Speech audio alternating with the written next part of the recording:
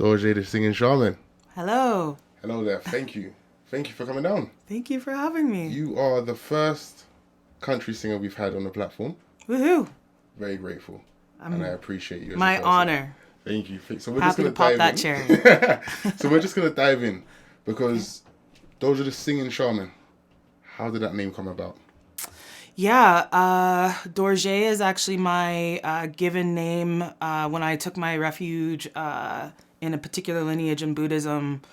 Well over a decade ago, my guru gave me that name. It's actually Dorje Drokar, which means indestructible white Tara. And I've been a practicing shaman for the last 10 years. So yeah, just put those two things together and created a stage name and persona. But yeah. Well, there you go. So I was confused at first. You're not actually based in Calgary. You're an Edmonton artist. Yeah, I'm based in Edmonton. Are you going to be coming to Calgary? Or? I come to Calgary a lot to gig, and there's a much bigger concentration of country artists down in Calgary in general versus Edmonton.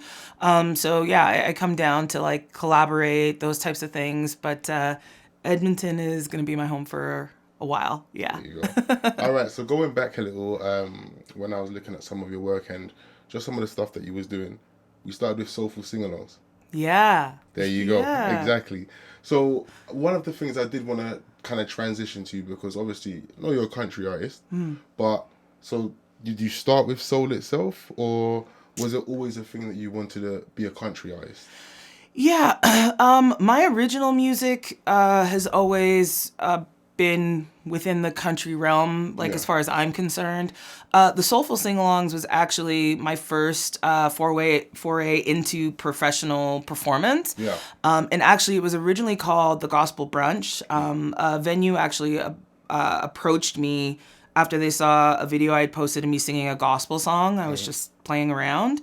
And they wanted me to host a show for their Sunday brunch program. And they just gave me kind of carte blanche. So I turned it into this sing-along where I took popular songs from all different genres and different decades throughout, the last 50, 60 years. Yeah. And we kind of just put a gospel spin on it. I had a piano player who played kind of organ style.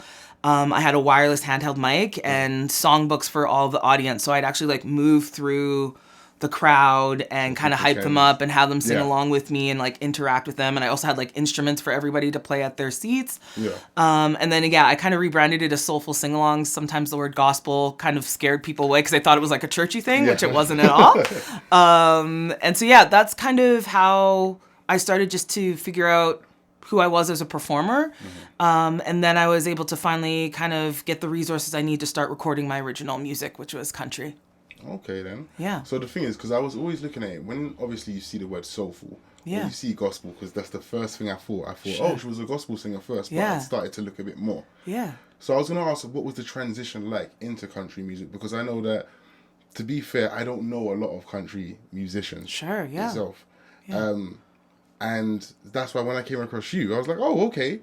So would you say there's a transition into it, or you've, like you said, all your music from the start has always been country-centric? Yeah, I think, I grew up on country music. I grew up in rural Alberta. My grandparents were farmers and lived in the same very small hamlet for all of their years. So, I mean, I was exposed to different kinds of music. Gospel, for sure. That was something within both sides of my family. Country music, because that was just kind of, we're farm kids, we're farm people.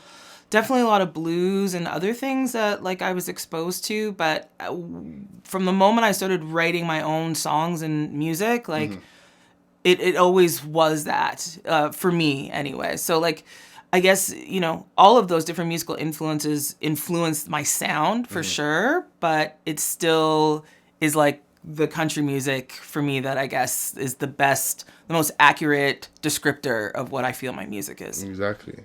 I'm a new kind of outlaw. Can you see past the burden boys? Cause I'm a new kind of outlaw. I am wearing no Daisy Dukes. My fro's to the roof, and